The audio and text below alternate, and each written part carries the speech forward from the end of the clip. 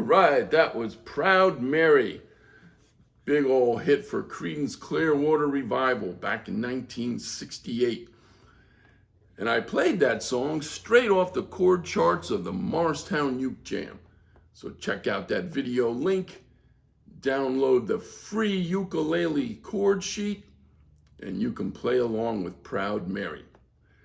And if you're going to be in Morristown, New Jersey, on the first Wednesday of every month, come on out to the Morristown Uke Jam. It's a lot of fun. I know you'll have a good time. So, anyway, now that I've played through Creedence Clearwater Revival's Proud Mary, I'm going to take you through the chords. There aren't a whole lot of chords here.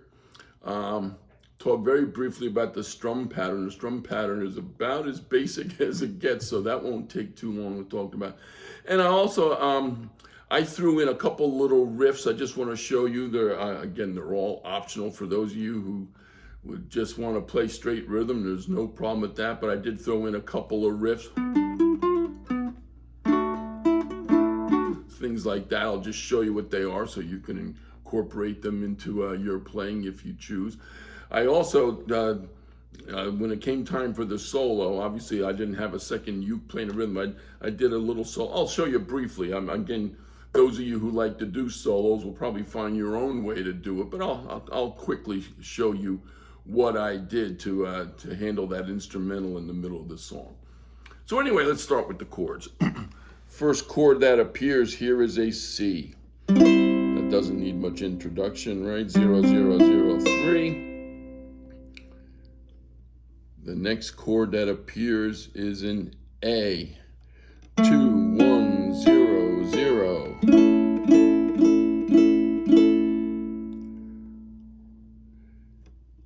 A G. 0, 2, 3, 2. Is next. An F follows that. 2, 0, 1, 0. And then in the instrumental introduction that appears again.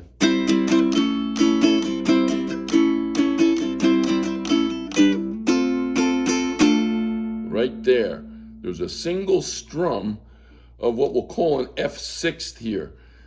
I mean, this fingering is also a D minor. Call whatever you want. It just appears, and I'll show you how quickly it appears, but the F6 just appears when you go. And then a D. So all those chords appear in that introduction. C, A, C, A, C, A, G, F, F, F, F6, back to F, and then the D. So all those chords appear in the introduction.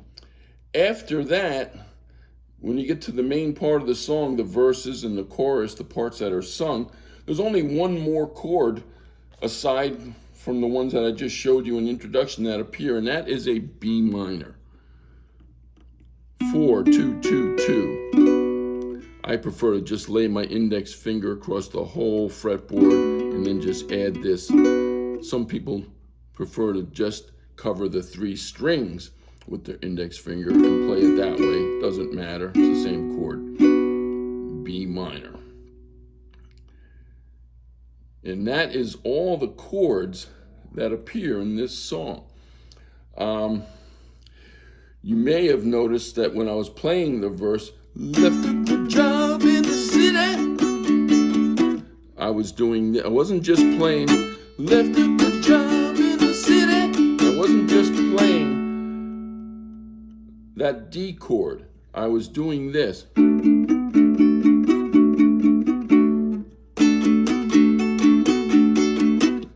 Giving it that little rock and roll feel. Letting the pinky hit the 4th fret of the 4th string. And you may have noticed I'm using a low G uke here. More just because I just like the sound. I like it to be more of a bass note. Now, there's nothing wrong. Most of you, I'm sure, are sitting there with regular high G ukes, and it sounds okay. Just gives it a different feel. I chose the low G just to have that lower note there, but either one is fine. So,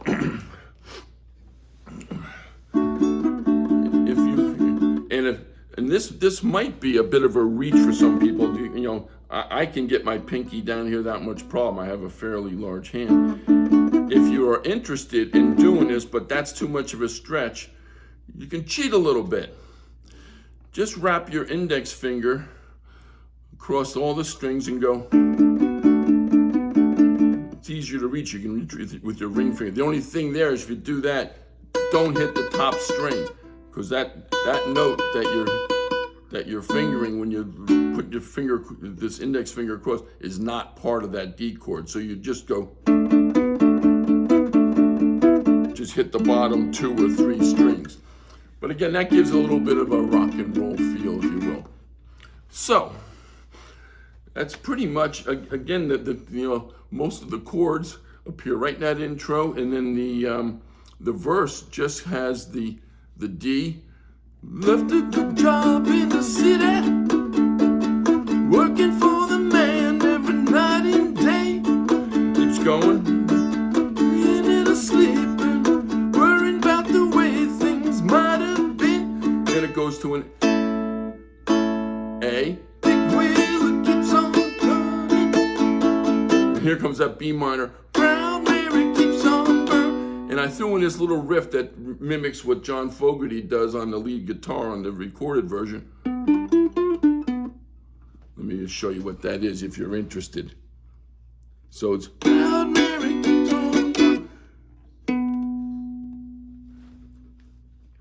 bottom string, 4th fret, 3rd string, 2nd fret, then 4th fret, then I go.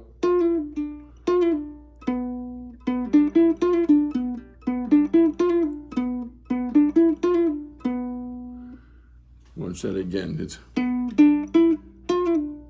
And here I'm straight. When I hit this note here, I go. You get 3 notes with 1 pluck. So I'm not going. I'm just going, striking it once, and then when you slide that down, you get another note, and then when you let go, you get another note. Watch.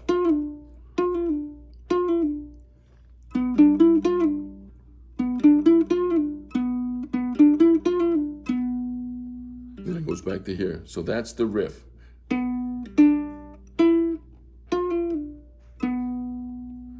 So for those of you who like to just add that little bit for color, it sounds especially good if you have a second uke player just playing a rhythm. So if one uke is just continues with the B minor, the other one sounds good, the two together. It's sort of like the recorded version where John Fogerty on the lead guitar does that little riff while his brother Tom sticks with the rhythm. Okay, there's one other little riff at the end of each verse, at the Rollin, rollin, rollin on a river. Couldn't be easier. You're on an A, you're on the, the D chord, and all you're doing is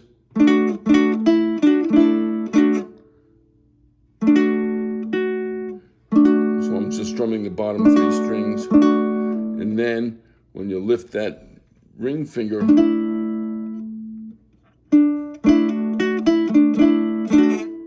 so here's the single notes involved, but you just hold the D chord and you get that little riff that way. So that's a very simple one if you want to throw that in.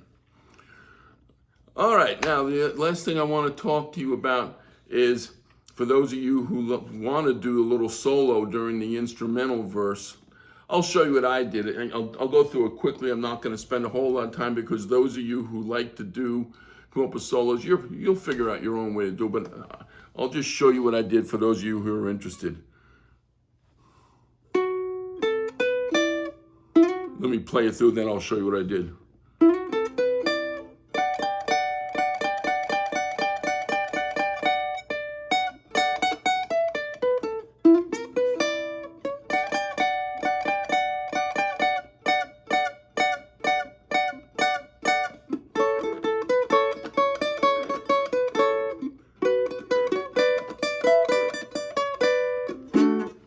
So what I'm trying to do here to keep it simple is, you see I did a lot of, when it's still on the D chord, this familiar shape, you know this is a G chord. When it's way up here, 0, well, forget the 0, you can't play that. Those 3 notes,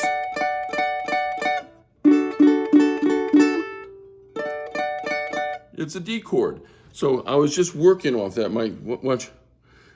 I did a couple notes up here to start it. Then I went.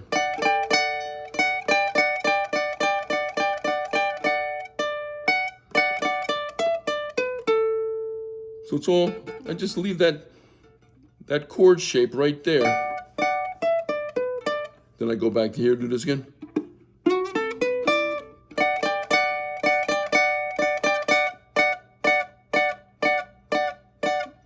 And then when the song changes to A, that G shape I was telling you about, move it up 2. There's your A. So see, so I'm just holding it there. It's not, that stays there. Watch it again. I'm just sort of playing those top 3 strings. You don't want to hit this string. That string does not work with an A chord. So you just, and then I take the familiar G minor chord shape, move it up to here, which gives you the B minor that we need for the end of that solo. Watch that again.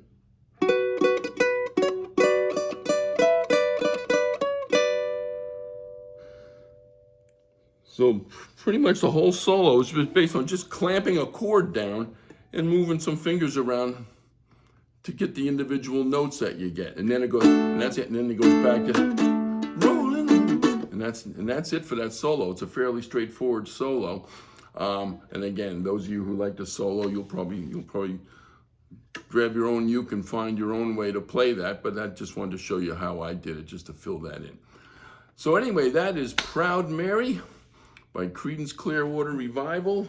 Very well-known song, popular song. I hope you have a good time playing it.